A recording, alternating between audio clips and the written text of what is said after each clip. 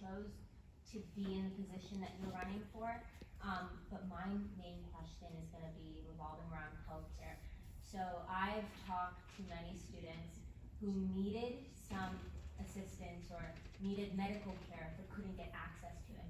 And I'm a peer mentor on campus, so I know a lot of things that the school does offer, including the free health clinic that subsidizes or even gives a lot of free things to students revolving around healthcare. Healthcare has become a big issue in the country in the equity aspect of it. What would you do if you were elected when it comes to reforming our healthcare system, making it more affordable to even just providing some assistance? Like I said, healthcare is something that sometimes is just more talked about. We have a big pharma company right near us, so I just want your opinion on that. I can give a real short answer, because the Green Party position is that we need improved and expanded Medicare for all. We all need access to quality health care, and that would include abortion, by the way. To build on that, Medicare, as it is now, I'm a senior, I'm on Medicare, and I've never heard a senior complain about Medicare. We're taken care of well. But there are some problems with Medicare, and that's where the improved and expanded comes in. For some reason, your teeth are not included in Medicare. How can you divorce your teeth from the rest of your health? Vision is also another problem. And the prescription drug program for many people is crazy. I mean, they can't afford it. Because I am a retired teacher, I have a decent system there, but I know some of my neighbors do not. They forego medication. So yes, improved and expanded Medicare for all. I'm going to pick that up if I can. I'm a healthcare worker, and my job is to read emergency room charts and abstract data from them. And I see quite a bit of incidents where folks with mental health issues have nowhere else to go but the emergency room. So what's happening, and not in my part of the district, but in parts of Lackawanna and Luzerne, hospitals are closing. Hospitals are closing because they're losing their licenses. They're losing their licenses because they can't get enough healthcare workers to keep their licenses. Healthcare workers are not staying and leaving because they are burned out, they are overwhelmed, they are underpaid, and this is across the board an issue. I will point out that when the Affordable Care Act was passed, that gave us free access to contraceptives. That gave us a lot of access that we didn't have before. That can be expanded at the state level, and it should be. And we need to make sure that our nurse-to-patient ratio is fair so that they're not burning out. We need to make sure that we are educating, maybe it's even, our regular doctors, our general practitioners, to be able to identify and deal with health issues and mental health issues so that there is more access on that regard. There are ways that we can solve these problems. It's just a matter of getting folks in office that are willing to address them. And this healthcare is essential to me. Thank you for your question. I'm going to take it from a different level. Look at it from a business standpoint, because that's what healthcare is. It's business. The other night I was talking with Bob Williams. Do you know who Bob Williams is? He's the head of the union over here at Lehigh Valley for the nurses. Do you know who Don Seipels is? He's the CEO of St. Luke's. Do you know who Dr. Brinker is? He's the one that's heading up the new facility over there trying to get new people. These are all people on my dial up here that I can call immediately. What you have to do is when you start talking to all these different entities and you look at it from the hospital standpoint, when you look at it the nurse's standpoint, the one thing that comes out to it that screws it all up is the insurance companies. You're fighting against these insurance companies that control the whole game. Because if the hospital can't make enough money, and right now I agree with Jennifer, when you hear the ratio of patients to nurses, it's out of whack. We had 20 volunteer firefighters the other day came from a hazmat issue, and they had to be deferred from one of the hospitals to go to the other one because they didn't have enough workers on.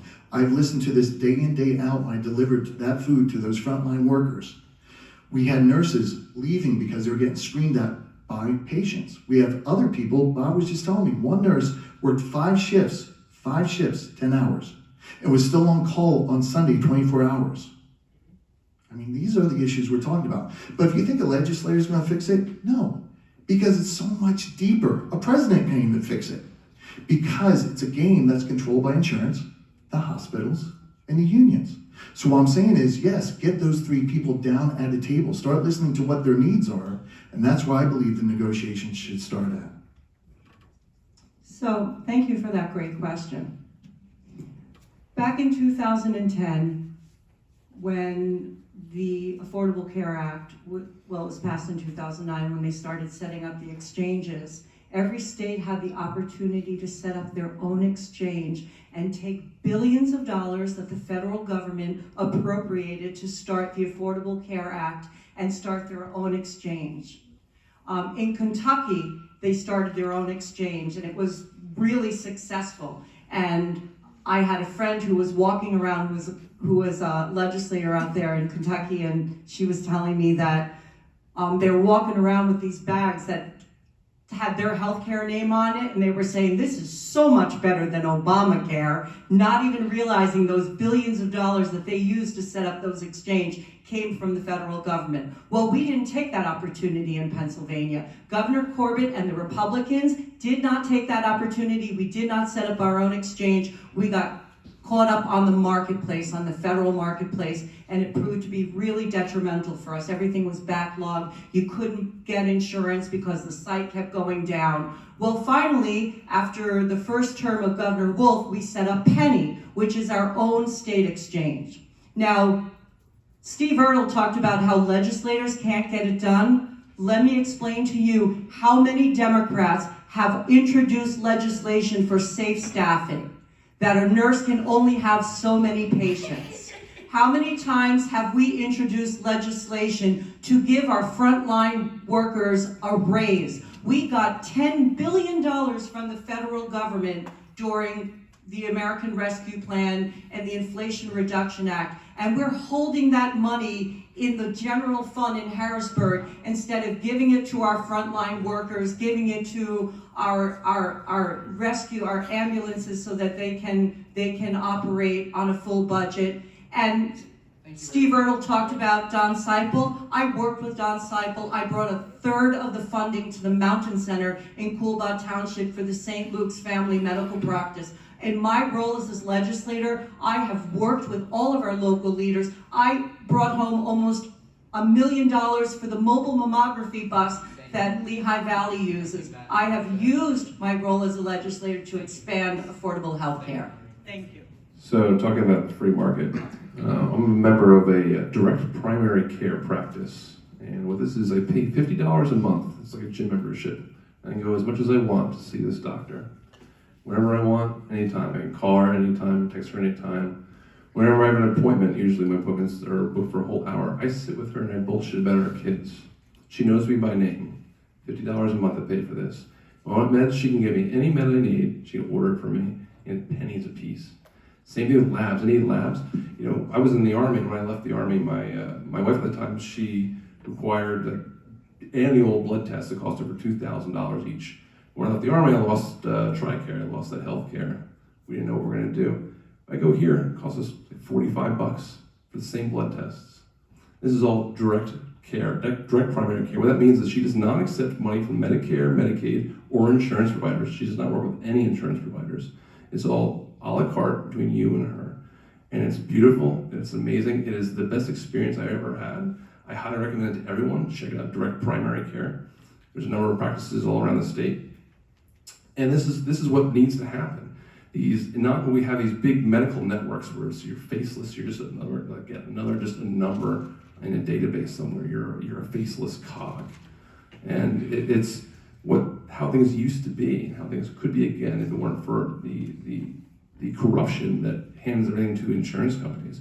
You want to talk about the Affordable Care Act. One of the things that Affordable Care Act did is it fixed their limited profits that insurance companies could receive based on how much they pay out.